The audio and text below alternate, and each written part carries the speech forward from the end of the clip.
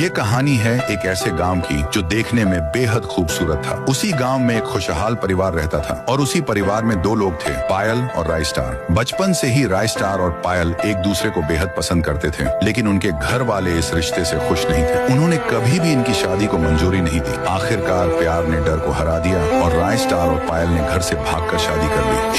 शुरू में सब कुछ बहुत अच्छा चला, लेकिन कहते हैं ना, सच्चा प्यार सिर्फ फिल्मों में होता है, हकीकत कुछ और थी। शादी के कुछ समय बाद ही पायल का असली रंग सामने आने लगा। असल में पायल को हमेशा से पैसे वाले लड़के पसंद थे। उसे लैम्बोर्गिनी में घूमना था, लेकिन राय स्टार गरीब था, मेहनत मजदूरी करके घर चलाता था। इसी बीच गांव में एक अमीर लड़का आया, ज्ञान भाई। वो एक अरबपति का बेटा था और उसकी लाइफस्टाइल पूरी तरह शाही थी। एक दिन पायल बाजार जा रही थी और ज्ञान भाई अपनी लैम्बोर्गिनी में निकल रहा था। उसने पायल को देखा और बोला, कहाँ जा रही हो जाने मान, कहो तो घर छोड़ दूं। पायल मुस्कुराई और वही मौका देखकर उसकी कार में बैठ गई। ज्ञान भाई उसे घर छोड़ने आया, लेकिन तभी राय स्टार घर से बाहर आया और बोला, ये कौन है? पायल झूठ बोलती है, ये मेरा कॉलेज का दोस्त है, बहुत समय बाद मिला तो घर तक छोड़ने आ गया। राय स्टार थोड़ा परेशान तो होता है, मगर उसे पायल पर भरोसा था। मगर पायल उस भरोसे को तोड़ने का प्लान बना रही थी। अगले दिन जब राय स्टार घर पर नहीं था, पायल ने ज्ञान भाई को बुलाया और कहा, जल्दी आओ, मेरा पति घर पर नहीं है। ज्ञान भाई घर आता है और पायल से कहता है, उस गरीब राय स्टार को छोड़ क्यों नहीं देती? पायल कहती है, छोड़ तो दूंगी, लेकिन मुझसे शादी कौन करेगा? ज्ञान भाई हंसकर कहता है, मैं हूं ना।